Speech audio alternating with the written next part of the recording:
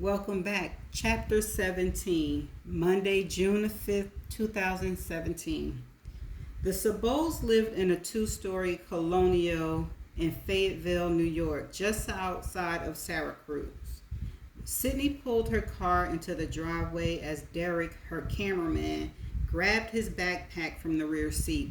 Sydney popped the trunk and surveyed the house while Derek removed his lighting equipment. She noticed the ramp that ran up the sides, up the front stairs, and another that paralleled the steps leading to the back of the house. An obvious addition had been added to the home north side, where the aged brick gave way to newer cedar in a single-story supplement. The front door opened and Miss Sabol waved from the doorway. "You good, Derek?" Sydney asked. Derek gave a thumbs up as he assembled his ikigama and lighting props. Sydney walked to the front stairs. "It's so nice to meet you finally," Miss Sabol said as she embraced Sydney in a tight hug. "Nice to meet you too," Sydney said as she returned the greeting. "You've got to help our little girl," Miss Sabol said softly into Sydney's ear. "You've just got to help her." Sydney escaped from Mrs. Sabol's clutch. "I'm going to do everything I can." "It's more than anyone else will do for us. Our own damn government won't help us. Please, come inside." Sydney followed Grace's mother into the house. The entrance door was badly scuffed, and what looked like bicycle treads marred the hardwood in the entry foyer. Miss Sabol noticed Sydney's wondering eyes. "This is for Marshall," she said, "our son. He was just fitted for a new wheelchair and is not happy about it. He doesn't like the change. This is his way of showing us." Sydney noticed scuff marks along the walls, deep side swipe gouges in the drywall. Only in the last couple of years has he succumbed to a wheelchair. We knew the day would come, and we avoided it as long as possible. His mobility was simply too compromised, so we took the therapist's suggestion and had him fitted. He hates it, of course. The worry is that he relies on the chair. He'll lose his ability to walk entirely. Again, the situation is inevitable, and change is always hard. We had him read Who Moved My Cheese. Didn't help. So please excuse our home. Miss Sabol pointed down the hall. "We can tape in the living room if that works." Sydney followed Miss Sabol into the room. "Yes," Sydney says, "this will be perfect. You and Mr. Sabol can sit on the couch here. Derek will set up the lighting and record over here. Your son could join us too." Miss Sabol shrugged. "Maybe. It will depend on what type of mood Marshall is in. And please call me Gretchen." Mr. Sabol walked down the stairs and into the living room. "Sydney, this is my husband Glenn." "Hi, Sydney. Thanks so much for what you've done for Grace," Glenn Sabol said as he walked into the room. He shook Sydney's hand. "I haven't done much at all, I'm afraid." "You've done more than you think. Since you agreed to shoot this documentary, Grace's spirits have lifted considerably. I can hear it every time we talk, which is once a week. And I went down to Bordellis last month for a visit. It was the first time in quite a while that I saw a glimmer of my daughter and not the stranger that place has turned her into." Sydney was reluctant to accept the premise that agreeing to shoot a documentary could have such a profound effect on Grace's well-being. She was reluctant, perhaps, because Sydney knew if it were true, it was because she had given Grace hope. And the problem with evoking hope was that it led to one of two places: salvation or damnation. "I'm glad she's doing better," Sydney finally said. "I hope something positive comes of this." Derek had set 2 umbrella pads on either side of the couch that would cast the Sabols in the proper light. A camera perched on a tripod was positioned in front of Grace's parents, who sat close together to show their united front. He held the Ikegama on his shoulder to get dynamic shots as he moved from side to side during the interview. Why didn't you hire a personal attorney? Sydney asked as the interview began. From the U.S. To represent Grace. We did, Glenn Sabold said. As soon as they formally charged Grace, we started making calls back home. But acquiring a U.S. attorney took time, at least a couple of days, longer for someone to actually fly down to St. Lucia's and help us. We couldn't stand the thought of Grace in jail, so we also hired a local attorney so we could attempt to post bond as soon as possible. What choice did we have? We were trying to get our daughter out of jail. Plus, the St. Lucia's courts require local counsel to lead a defense in capital murder cases. During the trial, the local counsel, Samuel James, was not only ineffective, but incompetent. He and Grace's American attorney never gelled well together. They agreed on the same strategy. The result, if you watch any of the trial back then, was a circus. If Scott and his team had been allowed to take over the defense, I believe Grace would be home with us today. Scott Simpson? Sydney said in a way of clarification. Grace, U.S. defense attorney? Correct, Glenn said. Real sharp guy. He kept working the case even all these years later. Scott Simpson is not sharp, said a voice from the hallway. He's actually a fool who is just as responsible for Grace's situation as the backward Caribbean attorney. Sydney looked over to see a man in a wheelchair. Glenn smiled at Sydney. Sorry, I hope you can edit that out. Sydney shook her head. It's no problem. Why edit? It's the truth. This is Marshall, Grace's brother. Scott Simpson was a pawn, Marshall said, expendable in every way and used by the prosecution to strategically set up their case. Okay, Marshall, Glenn said in a practiced tone a parent might use on a teenager. That's enough. Are you going to help my sister? Sydney hesitated. Am I going to help? I'm going to try, yes. These two are going to send me away if Grace doesn't come back.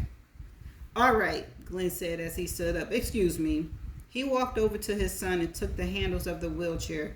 Come on, let's go back to your room. When Marshall and Glenn were gone, Sydney looked at Mrs. Sabold with an awkward smile. Sorry, Gretchen said. Marshall is upset lately. We're looking into a facility to help him out, and he's not happy about it. Sydney smiled and nodded her head as though her words made perfect sense. Gretchen hesitated. Did Gracie fill you in on Marshall about what happened? No, we've only really talked about her case. I was hoping today's conversation might shed light on Grace's past, though, before Sugar Beach. It will be important to show the viewers who Grace really is, get them past the headlines many of them remember her for. Was she close with Marshall? Very. Still is. Gretchen Sabold gave a far-off stare, then looked back at Sydney. Marshall used to be quite an athlete. Football was his sport. During his freshman year of high school, he was on the varsity squad as the backup quarterback. By the third game, he was starting. Led the Wildcats to 2 state championships his freshman and sophomore years, and was being seriously recruited by some big universities. It was a big deal around this town. The ramp up the front steps and around the corner flashed in Sydney's mind, as did the first floor addition on the side of the house. What happened? I'm surprised Grace never told you. It's the reason Grace decided to go into neurology. I mean, that grand idea she had about neurosurgery instead of delivering babies like she always wanted to. Sydney noticed Derek as he positioned himself across the room to capture Miss Sabold's impending confession. The next episode flashed in Sydney's mind. The world had never heard anything about Grace Sabo's family life. Can you tell us what happened?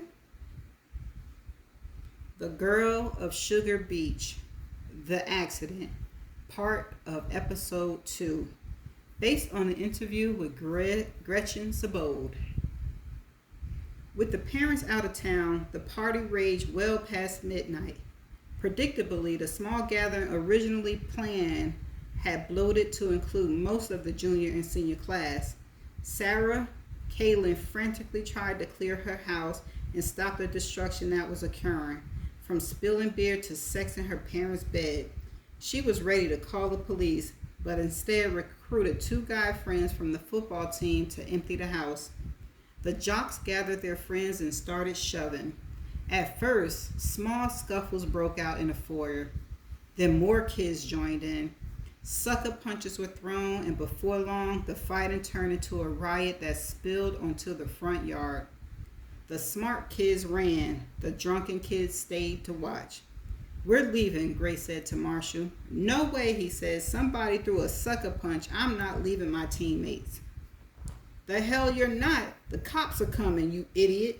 You want to get thrown into a paddy wagon with a bunch of the meatheads? Mom and Dad will kill us."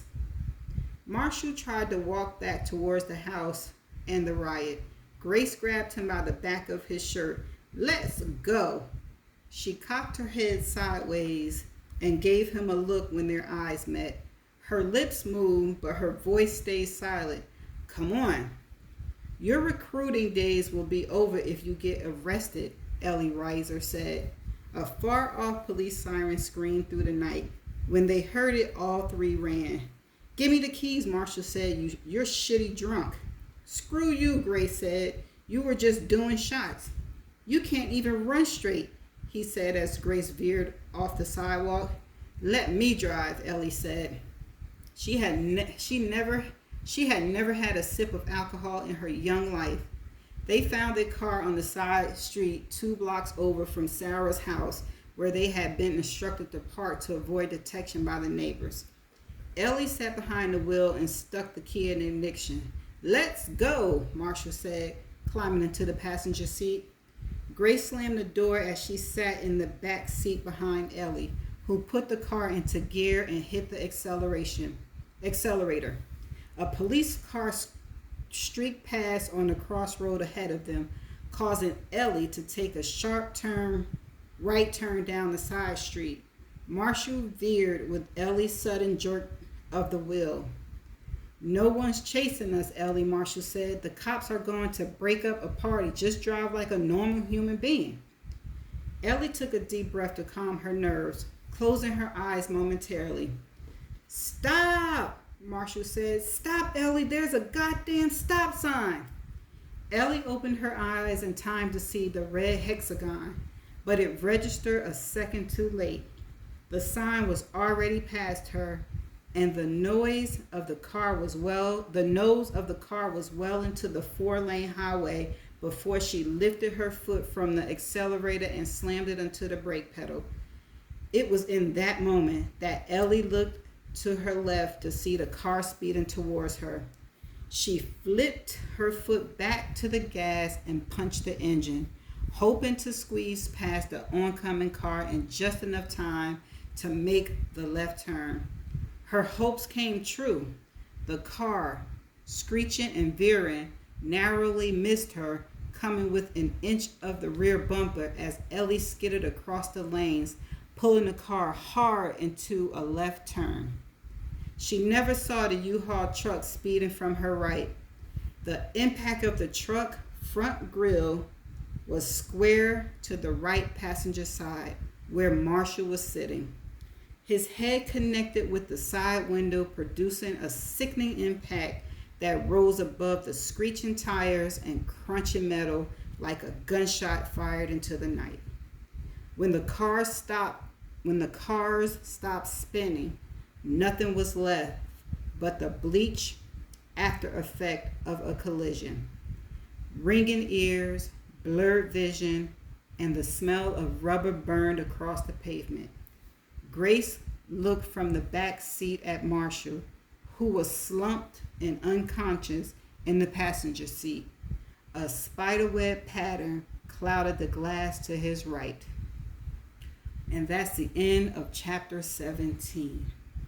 Okay, so now we know what happened to cause Marshall to have seizures.